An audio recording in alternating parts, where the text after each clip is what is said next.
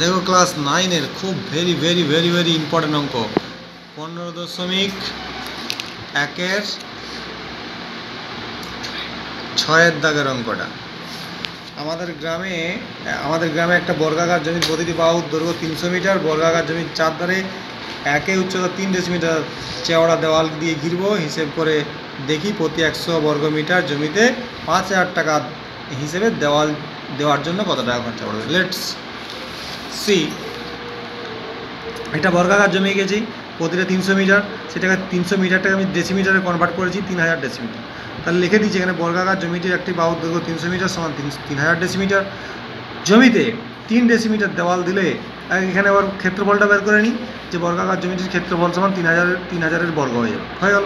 জমিতে 3000 ডেসিমিটার দেওয়াল দিলে বর্গাকার জমির ভিতরে একটি বাহুর দৈর্ঘ্য কত হবে না ওই 3000 থেকে এদিকেও দেওয়াল দিচ্ছি এদিকেও দিচ্ছি তাহলে দুই পাশে 3 3 বাদ দিলে 6 হবে তাহলে 6 বাদ দিয়ে 3000 থেকে 6 ডেসিমিটার বাদ দিয়ে দিলাম তাহলে 2994 ডেসিমিটার। ক্ষেত্রফল এটার বর্গ ক্ষেত্রফল এর বর্গ বর্গ ডেসিমিটার কোথায় লিখতে পারি অথবা বর্গ করে দিয়েছি।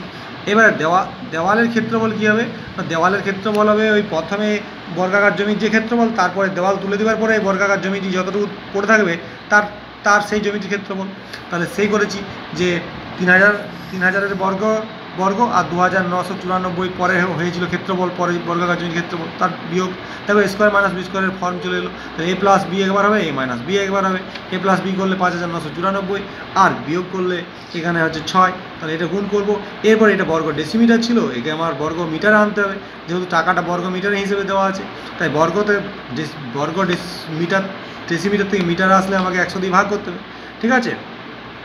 এরপর হচ্ছে প্রতি 100 বর্গমিটারে দেওয়া আছে 5,000 টাকা খরচা হয় একে কত হয় 550 হয় আর এই যেটা আমরা পেয়েছি এই বর্গমিটারটা পেয়েছি দেওয়ালের ক্ষেত্রফলটা সেই দেওয়ালের ক্ষেত্রফলের খরচা বলে আছে তাহলে এত করলে কত হবে 17,982 টাকা।